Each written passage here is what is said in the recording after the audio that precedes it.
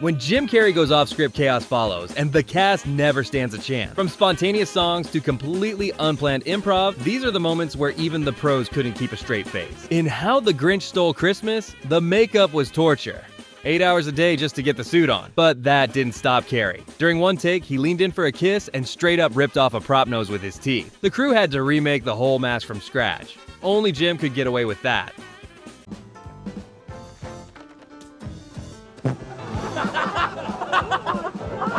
In Ace Ventura, pet detective Courtney Cox does everything she can to keep a straight face as Jim Carrey runs a button hook pattern in super slow motion. Then he takes it up a notch doing an instant replay and bouncing off the doctor's shoulder.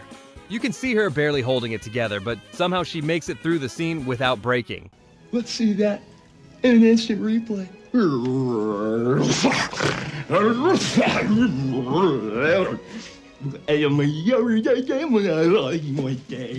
In Bruce Almighty, Morgan Freeman's giving Jim Carrey godlike powers in this deep, serious moment, and Jim just blanks. Instead of freezing, he starts dancing like it's a music video. Even Morgan Freeman couldn't keep it together and burst out laughing. It's the creator screwed up. No laughing.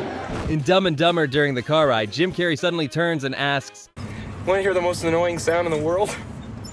Totally unscripted, and you can see Mike Starr trying not to lose it, while Jeff Daniels cracks up just before the camera cuts.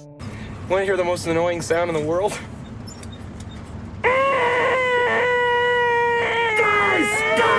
Guys!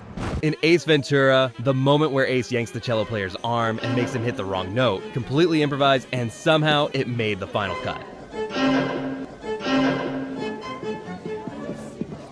In Me, Myself, and Irene, when Jim's character asks his sons for a goodbye kiss, it's pure ad-lib. You can see the surprise, especially from the last one who was clearly confused. Daddy. Jim improvised tons of lines in Dumb and Dumber, but none better than when he spots a framed newspaper and shouts, No way. That's great. totally unscripted and absolutely perfect.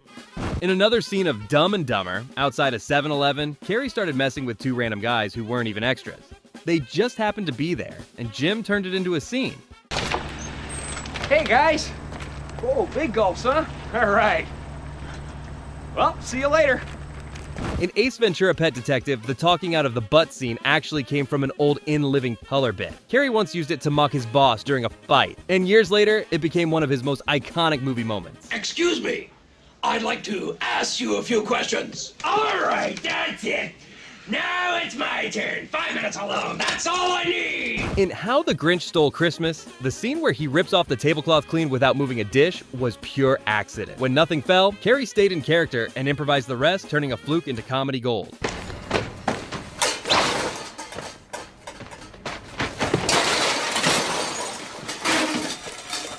In Lemony Snicket's A Series of Unfortunate Events, Jim Carrey blanked on his line as Count Olaf. Instead of stopping, he just turned to the kid and said, "Wait, let me do that one more time."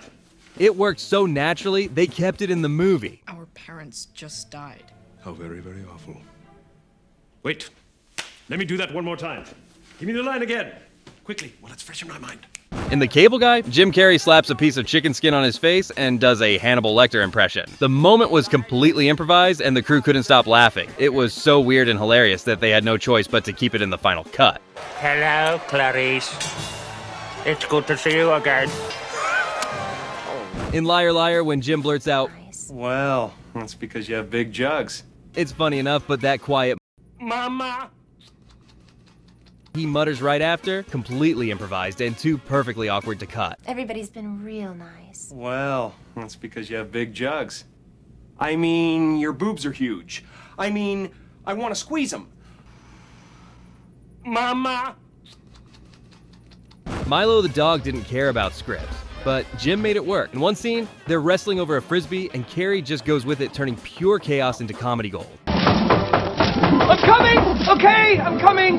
I'll be right there! When Ace sneezes in front of the Wachati tribe without covering his mouth, the shock on everyone's faces is real. It wasn't scripted, Jim just did it, and the tribe's reactions made the scene unforgettable. They did not know about disease until the white man came. What's going on over here? In Liar Liar, the bathroom scene where he beats himself up to delay court was mostly improv. Jim went so hard he actually slammed his head on the floor to make it a memorable moment.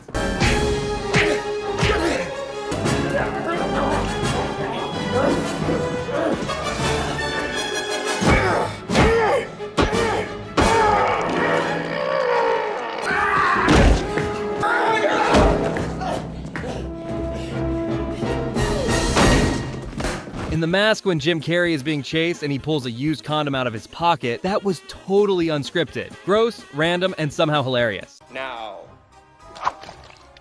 Sorry, wrong pocket. Last but not least, my favorite.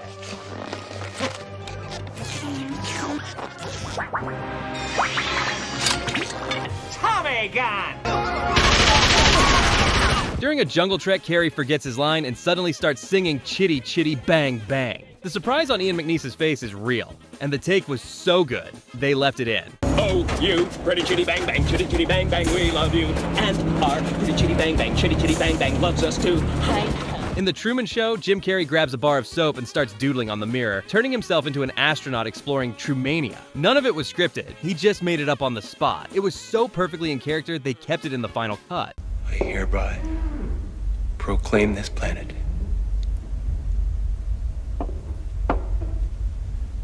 Trumania of the Burbank Galaxy. In Bruce Almighty, Jim goes all out by eating dog food straight from the bowl. Completely unscripted. The crew didn't see it coming, but it was too funny not to keep. And that's the way the cookie crumbles. Oh, are you eating that? Sorry. They have the cleanest mouth.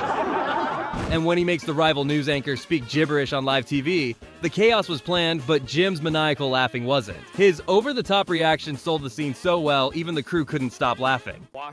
Today, and my tiny little nipples went to France.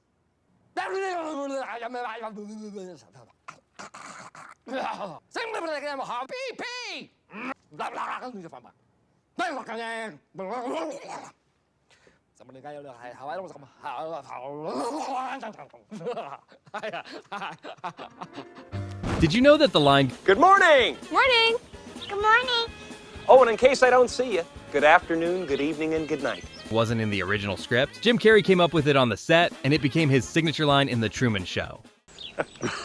The scene where Jim Carrey's character sings Jumper to a man about to take his own life in Yes Man wasn't meant to go on for so long. Originally, it was supposed to be just a short gag, but Carrey took it further. He decided to sing the entire first verse live on set. No dubbing, no cuts.